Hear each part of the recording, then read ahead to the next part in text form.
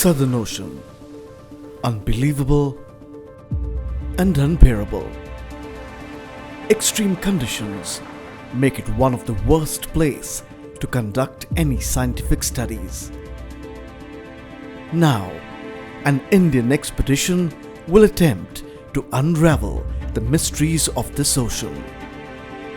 Their mission is to investigate the role and response of the Southern Ocean in the Earth's climatic systems.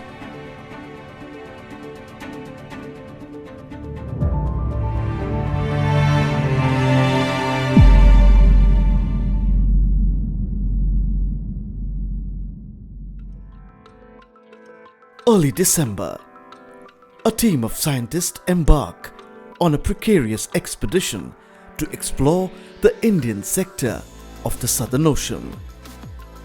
Their first stop is the island of Mauritius. Here, the team will board the expedition vessel SA Aegis. They're home for the next 2 months. While the crew is busy loading all the scientific cargo, the team is in race against time to set up and secure their labs before they head out on a long voyage. Soon they will be encountering extreme weather and rough conditions. While at port, the bunkering is underway. The team gets a tour of the ship and is also briefed on the safety and emergency protocols on board. With the final checks completed, the ship is given the permissions to embark on the expedition. Their final destination, the Prince Bay area, close to the Indian Antarctic Station, Bharati, in the Indian sector of the Southern Ocean. The team will be conducting a series of observations and sample collections all along the course, maintaining the same track as over the last several expeditions. Southern Ocean has an immense influence on the Earth's climatic system.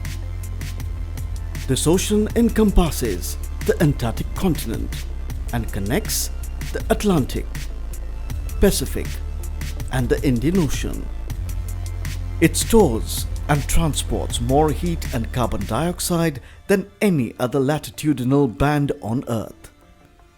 Over the last several decades, the Southern Ocean is undergoing some drastic changes. This has led to an effect on the physical, biological, and biogeochemical parameter of the ocean, affecting the marine ecosystem and the global climate.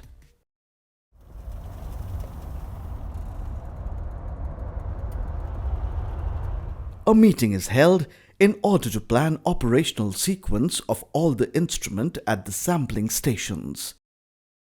At the helm of the affairs is the chief scientist, Dr. Rajnikant Mishra, who has a huge task to facilitate and complete all the science objectives.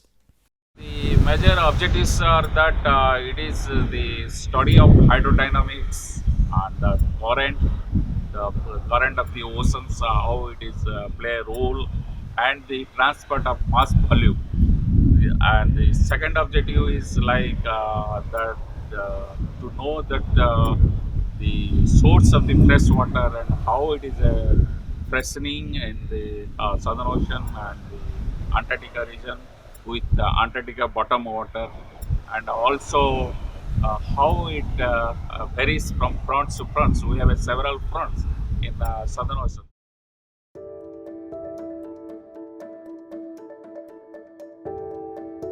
One of the major tasks during this expedition is to retrieve and redeploy the mooring that was installed last year.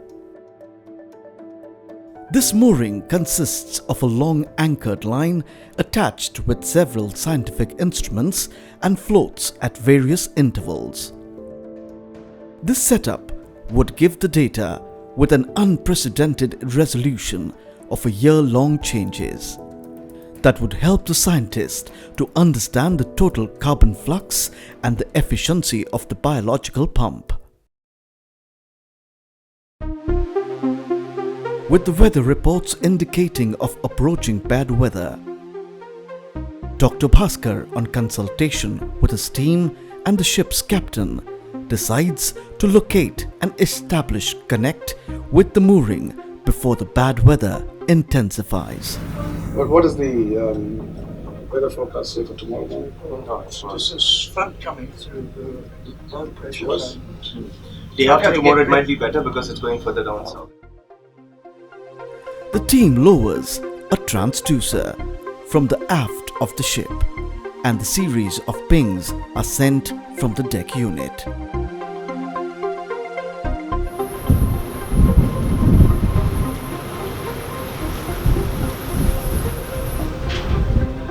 After repeated attempts, the acoustic releaser attached to the mooring line responds to the pings, giving an approximate distance of over 6,000 meters. The team is thrilled to receive a positive signal. Finally, the baby is there and she is responding. Right now we received a ping from the instrument which indicates that the instrument is alive. It's able to receive the signal and it's indicating a depth of 6,000 plus meters. So it's a little off from what we have deployed last time, which was around 5,134. What we are trying to ascertain is whether the depth is same, and if it is same, then we need to go closer to the location and identify the new location. Once we do that, we can come back to the same spot before the retrieval of the mooring. As expected, the weather worsens and a decision is taken to abort the retrieval process due to high sea state and rains, hampering the visibility. Early next day, the weather settles in. The team takes a stock of the situation and decides to go ahead with the retrieval process. We are bringing it. You know when you release it. Okay. An attempt is made to re-establish the connect between the mooring and deck unit. We tried pinging it again, but it's showing some error values as before. But I think we already got one location, one value which is fair enough. So what do you prefer? Should we release it now? Let's take a calculated risk and we can release it. Come again? Let's take a calculated risk, we'll release it. Okay. On receiving the necessary signals, Dr. Bhaskar gives a go-ahead to initiate the release.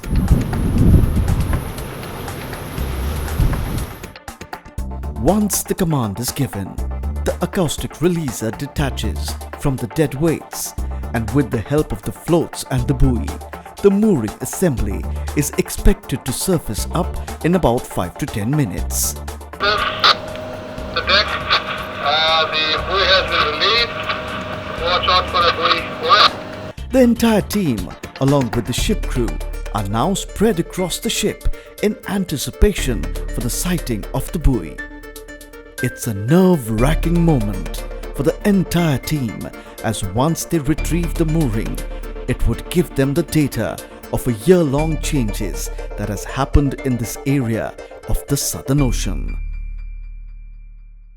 It's been over 20 minutes after initiating the release command. The team is yet to sight the buoy. Repeated attempts are made over the next several hours to ping and locate the buoy, which kept indicating a distance of around 6,000 meters from the ship. After spending more than 48 hours at the mooring site, the team calls off the operations. They speculate that the mooring is still attached to the weights and probably there has been a malfunction with the acoustic releaser that is still anchoring the mooring line. The team will now have to devise an alternate strategy to bring the setup out during the return leg of the expedition. Southern Ocean has a reputation of being one of the fiercest ocean. Here, the weather can change dramatically without any warning. No wonder many who have braved to sail in these waters have described these latitudes as roaring 40s and furious 50s. Several team members are already feeling the brunt of the rough sea conditions. The ship doctor, Dr. Zoel Halowitz, takes the job very seriously and keeps a stock of the situation. She realizes that if there is a situation on board, getting help would be extremely difficult. Despite the ship moving through rough waters, the life on board goes on. And a well-staffed galley caters to those who can manage to keep their food appetite. Over the next few weeks, the team will stop at several multidisciplinary stations.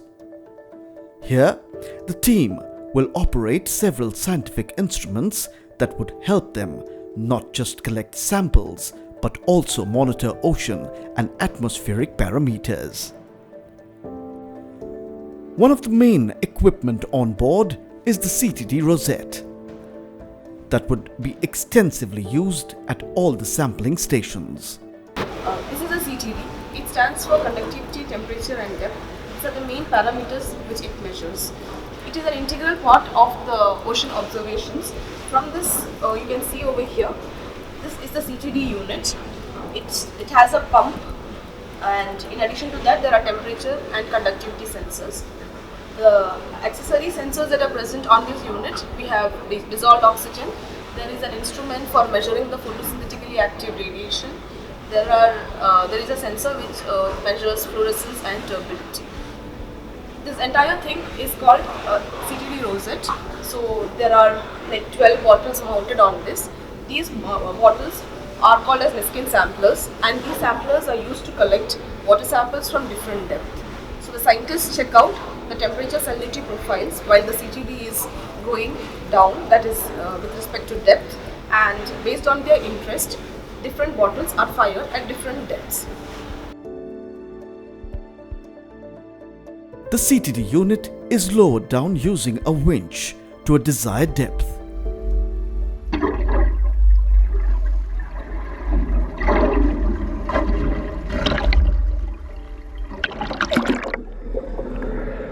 While it is being retrieved back, an electronic signal from the deck unit triggers these bottles to capture water as per the depth required.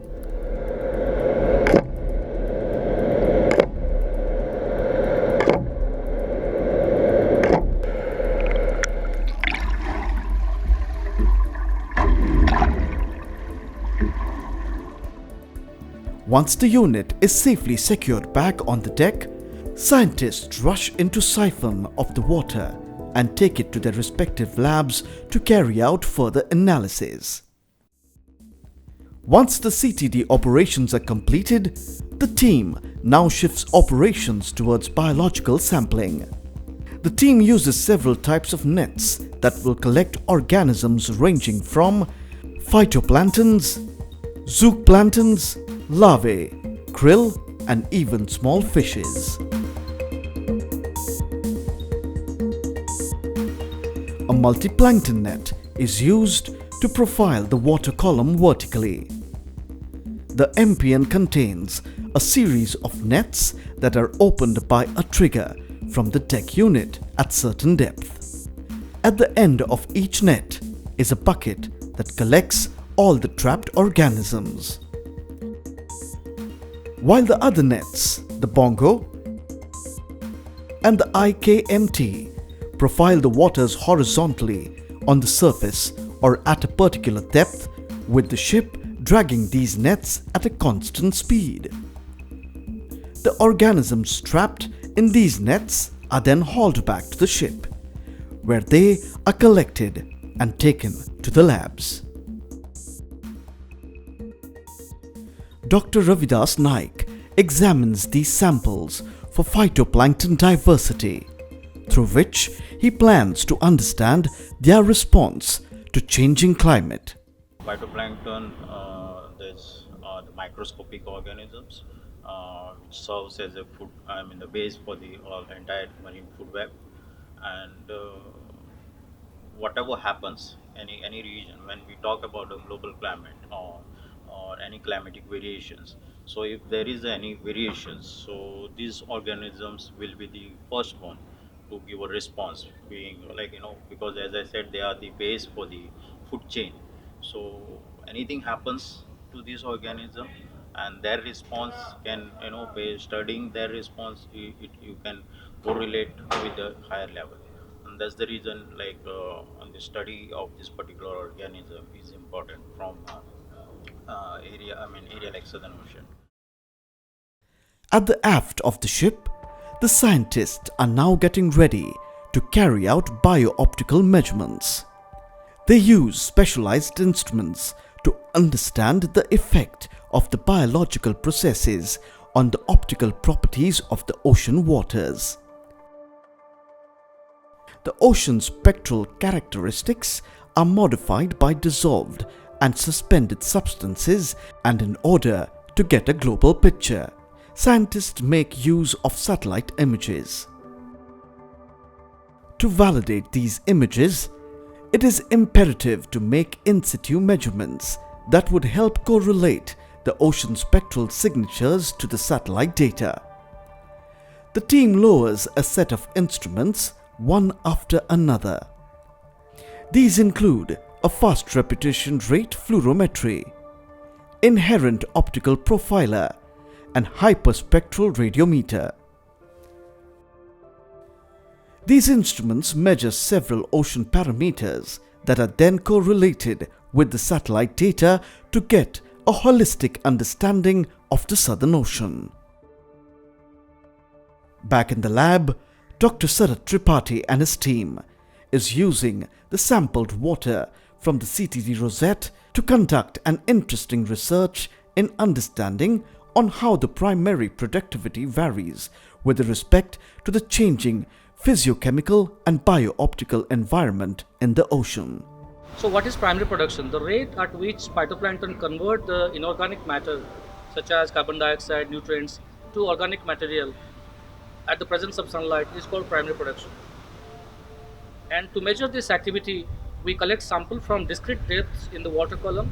We enrich them with carbon-13 or carbon-14 isotopes and incubate them by simulating the light conditions and temperature conditions. And after 24 hours, we filter the samples to be taken into the soil laboratory, where we can measure the carbon taken by the phytoplankton. He injects the water samples with the carbon-13 and carbon-14 isotopes separately. The water samples are then stored in specially designed incubation bags that stimulate the light conditions in the euphotic zone. These bags are then immersed into the tank for a period for 24 hours and is then analyzed to estimate the rate of primary production. The team also uses a spectrophotometer in order to understand the influence of the bio-optical parameters by measuring the absorption of light by phytoplanktons and other dissolved particles in these waters. While in the other lab, Dr. Shramik Patil is busy filtering water collected during the CTD cast, as well as the surface waters that he has been collecting every 6 hours since the start of the expedition. They run the water through the filtration units to filter out coccolithophores and diatoms. Coccolithophores are tiny plant-like organisms that are made out of a single cell and are plated with calcite mineral. These coccolithophores play a critical role in regulating the global carbon cycle.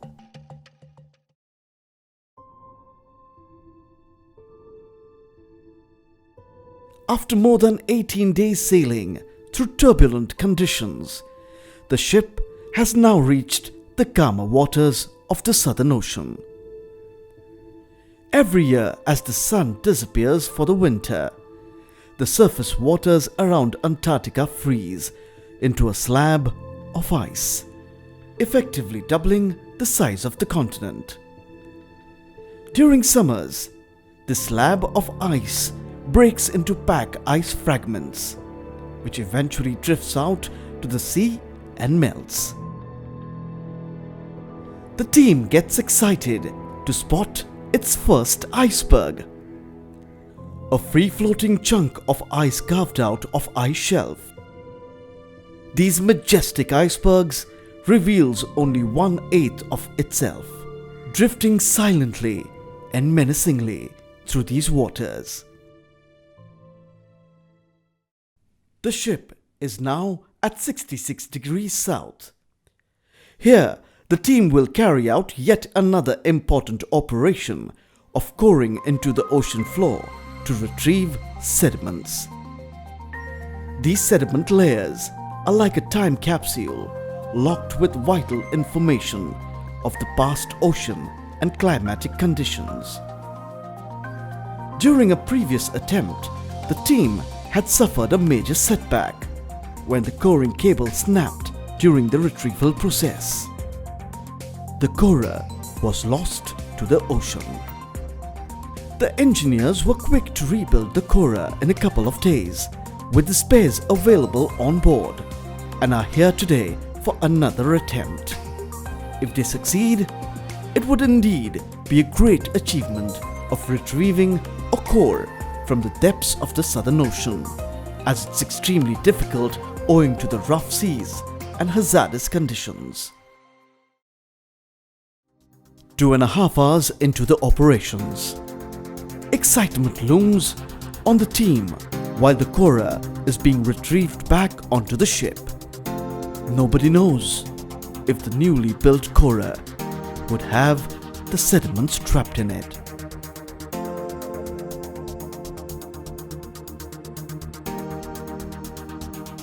With the corer back on the deck, Mr. Bhupati, the engineer who was instrumental in building this coring rig, unscrews the core catcher. He is excited to see the sediment core trapped in the corer. While the team cuts the core into a meter-long section and stores them into the -20 degrees Celsius reefer, Dr. Anup Mahajan, who has been a part of several ocean expeditions before, is on this cruise to understand the complexities of ocean atmosphere interaction. He is interested in studying the chemistry of the atmospheric marine boundary layer, especially with regards to the role played by halogens. So basically, if you think about the impact of the ocean on the atmosphere, especially in the Southern Ocean, you can broadly categorize it into two parts. One is, it's called energy exchange, so something like heat would be exchanged between the ocean and the atmosphere. And the other one is mass exchange. So you get gases and particles coming out of the ocean, or the other way around, from the atmosphere into the ocean. Most of the activity we are doing during SOE 10 are in the second half. So basically, we're working on mass exchange. So for example, we are measuring different types of gases. May they be oxidants or leading to new particle formation, or it can also be emission of aerosols from the ocean surface itself. Within this, there are 4-5 different institutions involved. Some institutions are focusing on gas exchange, the others are focusing on aerosol exchange. We have different types of instruments on board. This particular one is called the Multi-Axis Differential Optical Absorption Spectrometer, or MAXDOAS for short. And what it does is very simple. It has a tiny little prism which acts as a mirror, and all it does is it starts looking for light along a certain line. It will look for light along the horizon and then start changing its angle until it reaches the zenith. So basically what it's measuring is the scattered sunlight from every different direction going from the horizon to the zenith. While another team is gearing up to launch the radio sonde from the upper deck, Dr. Shrivardhan Hulswar and his team have been launching these balloons at every degree latitude interval. Okay, these are the payloads that will go up with the balloon. This is the temperature sensor, this is the humidity sensor, and this is a GPS module and a battery that can last for around 7-8 hours. in this thing. And this is the antenna through which it will communicate on 403.5 megahertz. So right now we need to activate the sensor first. These balloons reach to a height of about 35 kilometers and transmit the data to the receiver on the ship on a real-time basis.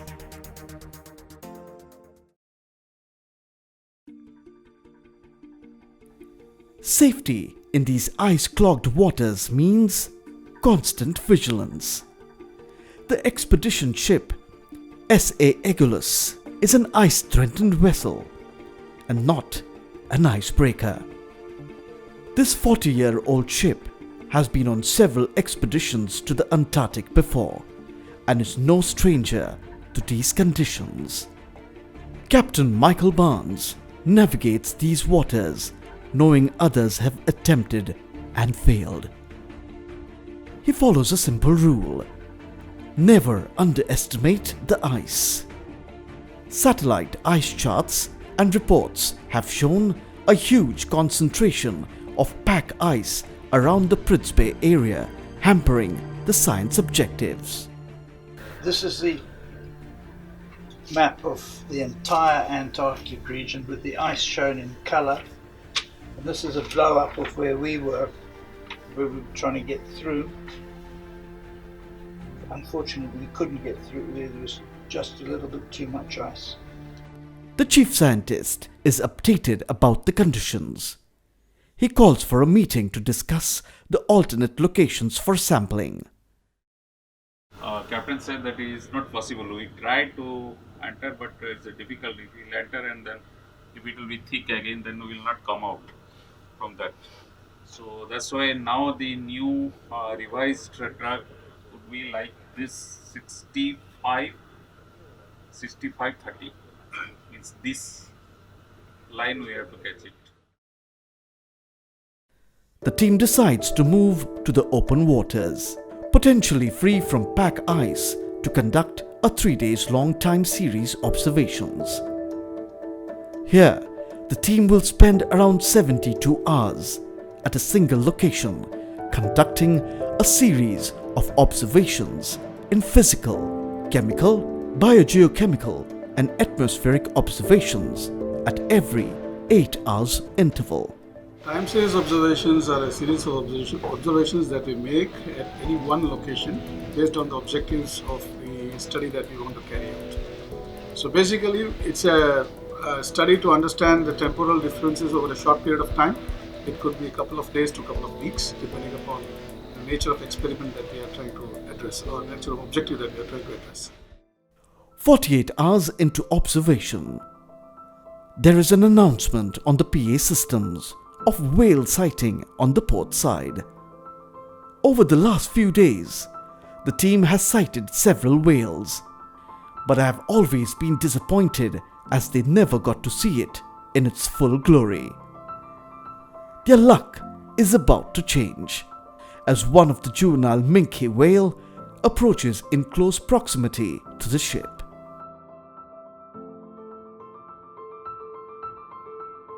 The team is delighted to get a spectacular view of this minke whale. It's New Year's Eve. After 21 days of sailing and conducting several science operations, the team takes out time to celebrate the event. The ship's captain throws a barbecue party. A new year that would be cherished by all for the rest of their life. After a night long of partying, it's now back to business. Dr. Sabu and his team has been deploying several instruments to understand the Antarctic circumpolar currents. These oceanic currents flows from west to east around Antarctica. These currents play a crucial role in global ocean circulation and transports heat and vast amount of nutrients across the ocean. The team has been using several instruments to record various parameters like conductivity, temperature, and salinity profiles using the XCTD and UCTD instruments. They study the mixing and turbulence in the ocean by using a microstructure profiler, and for direct velocity measurements they use the lowering acoustic Doppler current profiler. Navigating through these icy waters is a challenge, and at the heart of the operation is the engine room that has been constantly running from the time the ship embarked on the voyage. The engine is powerful enough to propel the ship at a top speed of 14 knots for over 90 days at a single stretch.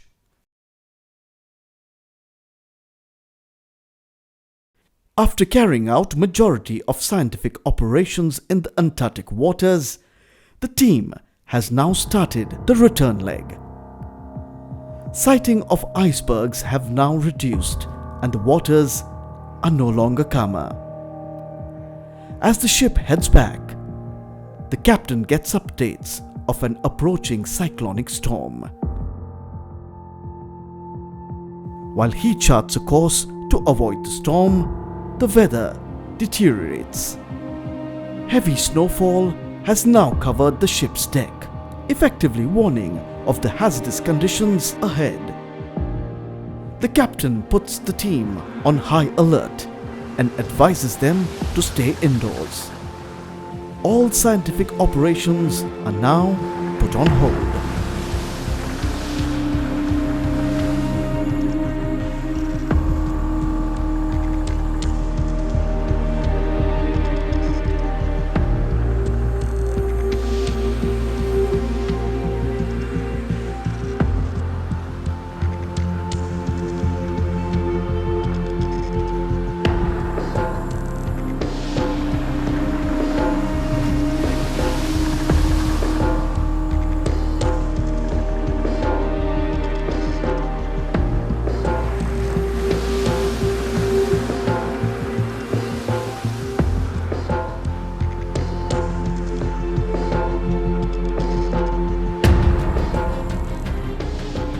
After almost 2 days of intense rolling and pitching, the storm has now subsided. The team takes a stock of the situation only to realize some of the damages done by the storm. Apparently, one of the boxes in the cargo hold got loose during the stormy weather and ended up creating a tsunami of destruction. It was by sheer luck that none of their instruments were damaged or destroyed except for a few unused sampling bottles. Storms like these only explain the extreme difficulties and challenges of conducting any scientific studies in these waters. A clever way of carrying out observations in these waters is by deploying a specialized float known as the Argo. Argo, or Array of Real-Time Geostrophic Oceanography, is an international program that uses profiling floats to monitor the oceans around the world through the year. Dr. Isabella Rosso has been deploying several such floats during the expedition. Today, she is all set to deploy the last one. We're going to deploy a biogeochemical float, which is part of the SOCOM project, the Southern Ocean Climate and Carbon Observations and Modeling Project. So this is like an Argo float. It is equipped with a CTD sensor and an antenna to send the data via satellite. And then it has also some biochemical sensors like the fluorometer and backscatter, nitrate and oxygen and pH. So like a normal float, it will descend to 1,000 meters and it will drift at 1,000 meters for 10 days. After which it will descend to 2,000 meters and then it will profile up to the surface, sending the data via the antenna on the top. And then it will repeat the cycle. These floats have played an instrumental role in increasing our understanding of the oceans, as the data have helped the scientists comprehend the seasonal changes in the ocean. It's 26th January, the Indian Republic Day. The chief scientist hoists the Indian flag with the team proudly singing the national anthem. A small celebration marks the event. Later that night, Saji Kumar and Ragesh are on this voyage to study the abundance of the cephalopod in the Southern Ocean. They are interested in a particular type of cephalopods, squid. These cephalopods play a key role in many marine ecosystems as a predator and at times as prey, and represent one of the most important commercial marine resources. The duo have been squid jigging for the past few days, hoping to catch squids. Today, they are happy to have caught several squids, which they would be analyzing in detail once back to their lab in India. The team is now heading to the end of their expedition and are approaching the 40 degrees south latitude. They now have one last scientific operation before they head back home, and that is to try another attempt to retrieve the mooring. With failed attempts at the start of the expedition, the team is now desperate to try an alternate methods to see if they can recover the mooring out of the water. They decide to lower a long cable with anchor hooks attached at different intervals, while the ship tows it with a constant speed following a designated path. They hope that the hook would get entangled with the mooring line and gets pulled out of the water. Unfortunately, after several attempts, there is no trace of the mooring line. The team is extremely disappointed as they have worked hard over the last few years in designing and assembling the mooring.